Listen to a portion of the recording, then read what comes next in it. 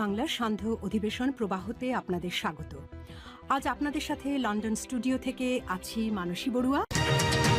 রাগে ক্ষোভে পদত্যাগ পত্রের স্বাক্ষর বাহিনী প্রধান, দলের নেতাদের বিশ্বাসঘাতক বলে কাঁদতে কাঁদতে দেশ ছাড়েন হাসিনা। জানাবো পালিয়ে বেড়াচ্ছেন আওয়ামী লীগের এমপি মন্ত্রীরা এবং সর্বশেষ জানাবো ভারতকে একদিন আগেই জানানো হয়েছিল শেখ হাসিনার সময় শেষ।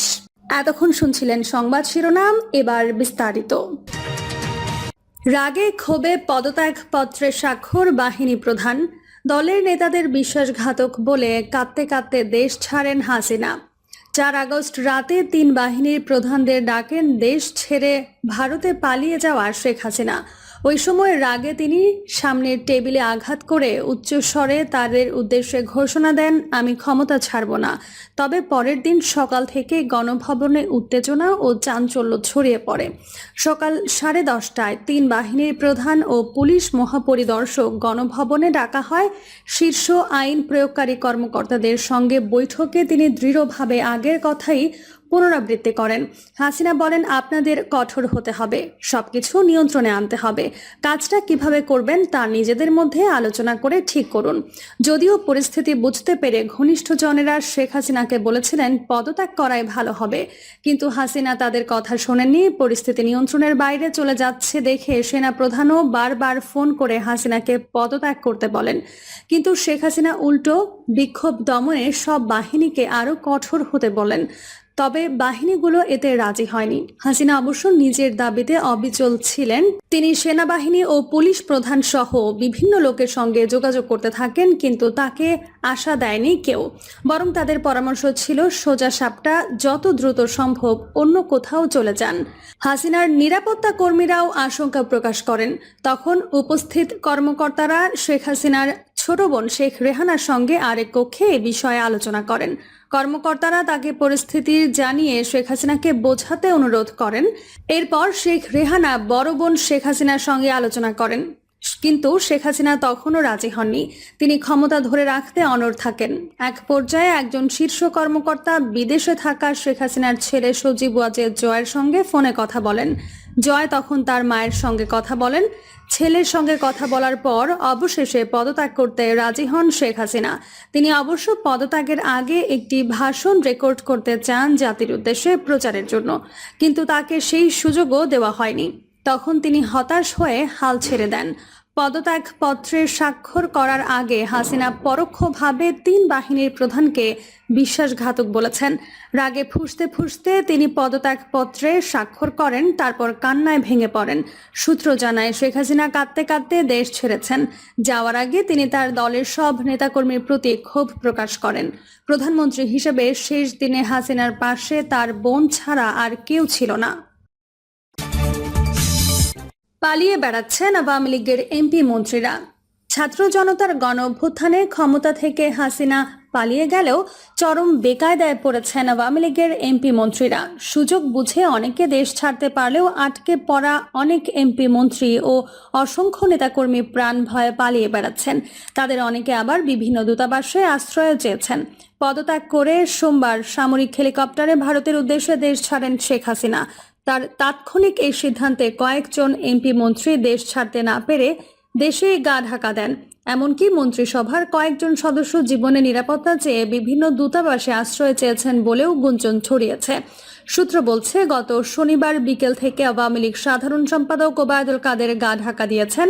জাতীয় নির্বাচনের পর থেকে প্রতিদিন মিডিয়ার সামনে কথা বললেও বৈষম্য বিরোধী ছাত্র আন্দোলনের শেষ মুহূর্তে মিডিয়ায় কথা কম বলতে দেখা যায় তাকে।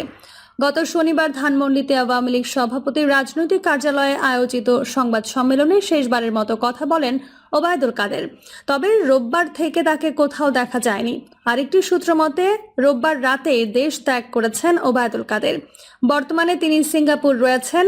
অন্য একটি সূত্র বলছে ওবায়দুল কাদের বর্তমানে নয়াদিল্লিতে অবস্থান করছেন।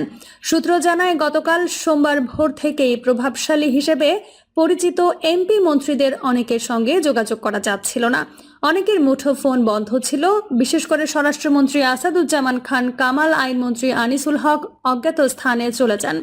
এর আগে হাসিনা সরকারের ক্ষমতাধর উপদেষ্টা সালমান এফ রহমান, অর্থমন্ত্রী মাহমুদ আলী, বস্ত্র ও পাটমন্ত্রী গোলাম দস্তগীর গাজী ও ঢাকা দক্ষিণ সিটি কর্পোরেশনের মেয়র শেখ ফজলে নূর তাপস বিমানযোগে দেশ ছাড়েন। তবে তারা কে কোন দেশে গেছে তা জানা যায়নি। এছাড়া কয়েকজন মন্ত্রী জুলাইয়ে ছাত্র আন্দোলন শুরুর পরপরই দেশ ছেড়ে চলে যান। পরে বৈরী পরিস্থিতি বিবেচনায় তারা আর দেশে ফেরা নিরাপদ বলে মনে করেননি। রোববার রাতে পররাষ্ট্রমন্ত্রী হাসান মাহমুদের পরিবারের সদস্যরা ইকে 586 নম্বর ফ্লাইট যোগে দেশ ত্যাগ করেন। তাদের গন্তব্য ছিল সংযুক্ত আরব আমিরাতের দুবাই বিমানবন্দর। মূলত এর পরপরই গণহারে মন্ত্রী এমপিদের দেশ ত্যাগের খবর সামাজিক যোগাযোগ মাধ্যমে ছড়িয়ে পড়ে। সূত্র জানায়, এমপি মন্ত্রীদের অনেকে শেষ মুহূর্তে শত চেষ্টা করেও আর দেশ ছাড়তে পারেননি। রোববার ও সোমবার দুদিন টিকিটের জন্য তারা বিভিন্ন এয়ারলাইন্সের সঙ্গে যোগাযোগ করেও বিফল হন।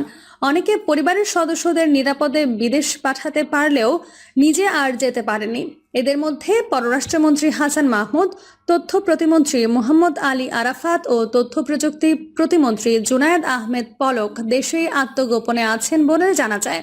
বিশেষ করে সোমবার বিকেল পর্যন্ত শিক্ষামন্ত্রী ব্যারিস্টার মহিবুল হাসান চৌধুরী নওফেল তার বনানীর বাসায় অবস্থান করছিলেন।